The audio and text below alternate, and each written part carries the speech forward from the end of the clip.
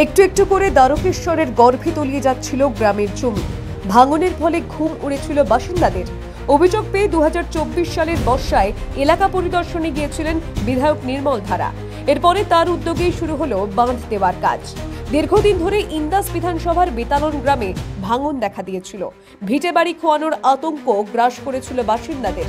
স্থানীয়দের অভিযোগ, ভাঙনের জন্য দ্বারকেশ্বর থেকে অবৈধভাবে বালি উত্তোলনই প্রধান কারণ ছিল, যার ফলে ভয়াবহ হয়ে উঠেছিল পরিস্থিতি। কয়েক বছরের মধ্যে নদীগর্ভে চলে গেছে চাষের জমি, বসত ভিটে। অনেকেই ভিটে ছাড়া হয়েছিলেন। অনেকে বুঝতে পারছিলেন ভাঙন রোধ না হলে ইন্দাসের ম্যাপ থেকে মুছে যাবে বেতালন নামের গ্রামটি। অনেকেই বুঝতে পারছিলেন ভাঙন রোধ না হলে ইন্দাসের ম্যাপ থেকে মুছে যাবে বেতালন গ্রামের নাম। বালি তুলে তুলে মাটি বার করে দিয়েছে। এখানে তো এক কথায় বলতে গেলে তখন কাটমানি সরকার চলছে। আপনারা দেখতে পাচ্ছেন দেদার বালি তুলছে। প্রশাসনকে বলেও কোনো কাজ নাই, ডিওলারকে বললেও কাজ নাই, বিডিওকে বলেও কাজ নাই। কারণ এখানে সবই মাসোয়ারা আছে, বকরা আছে, ঠিক মাসে মাসে তাদের হাতে ইয়েতে চলে যাচ্ছে। চোর চুরি করবে, এটা তো স্বাভাবিক। চোরের সরকার চলছে, দুর্নীতির সরকার চলছে, একটা কাটমানির সরকার চলছে। বর্ষার সময় এসেছিলাম এই যে মঙ্গলপুর অঞ্চলের পরীক্ষাপাড়া, মল্লিকপাড়া থেকে বেতালন কলোনি পর্যন্ত যে এদের দীর্ঘদিনের সমস্যা, যে নদীর ভাঙন, বিঘার পর বিঘা জমি চলে যাচ্ছে এবং ভবিষ্যতে এই গ্রামটা মানে বিপদ সংকুল অবস্থা হয়। আর এক বর্ষায় হয়তো এই গ্রামটা নিশ্চিহ্ন হয়ে যাবে। আমি এসেছিলাম, আমি বর্ষার সময় নৌকায় করে ঘুরেছি, এই বাঁধটা পরিদর্শন করেছি। আমি এই to the minister in charge department of irrigation, water ও জল সম্পদ ভবনে আমি চিঠি দিয়েছিলাম।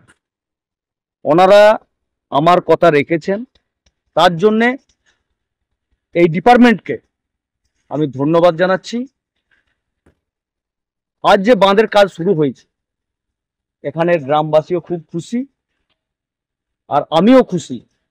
কারণ 5-6টা গ্রামকে বিপদের হাত থেকে যাতে বাঁচাতে পেরেছি এবং ভবিষ্যতে যাতে এই বাঁধটা কংক্রিট করা যায়, তার জন্য আমি চেষ্টাতে থাকছি। এবছর বান হলে মনে হচ্ছে চলিয়ে যেত। দিনটা খেটে মরে চটে মরে গেছি। এই হচ্ছে সরকারের বিচার। সরকার এসে দেখে গেল, ভিডিও এসে দেখে গেছে 3 বার।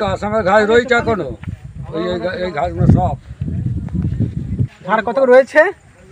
হ্যাঁ, এই বাঁশবাগানটা ধসে নিচে নেমে গেছে। হ্যাঁ, বাঁশবাগান ধসে নেমে গেছে, সব নিচে চলে যাচ্ছে, সব একবারে চলে যাচ্ছে, সব নামজেও চলে যাচ্ছে, সব চলে যাচ্ছে। এবার ওই বাড়িগুলো আছে, এই যে বাড়ি, তাহলে আর এই সামান্য কি হবে? ছেলে পুলে ছাগল গরু, ছেলে পুলে ছাগল গরু নিয়ে আমরা রাত্রেবেলায় যদি সেরকম ইয়ে হয়, আমরা কোথায় যাব? সেচ দপ্তরকে জানিয়েও কোনো সুরাহা হয়নি। অবশেষে বিজেপি বিধায়ক এগিয়ে এসে গ্রামটিকে বাঁচাতে বাঁধ নির্মাণের কাজ শুরু করেছেন। এতে কিছুটা হলেও স্বস্তি পেয়েছেন বাসিন্দারা। আমরা এমএলএ সাহেবকে জানানোর পর এখানে কাজ চালু হয়েছে, তার জন্য আমরা দাদাকে অনেক ধন্যবাদ। আজকে থেকে কাজ, কিছুদিন আগে থেকে কাজ চালু হচ্ছে। নদীর বাঁধ, পুরো বাঁধটা হলে আরো ভালো হয়।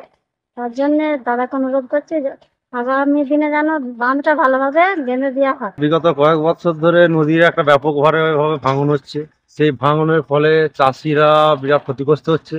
তার ফলে আমরা এমএলএ সাহেবকে বলেছিলাম, এমএলএ সাহেব আগেও ইনকোয়ারি করে গিয়েছিলেন। তারপরে কাজ শুরু হয়েছে, আবার নতুন করে কাজ আরম্ভ হয়েছে। তার জন্য এমএলএ সাহেবকে অনেক ধন্যবাদ জানাচ্ছি।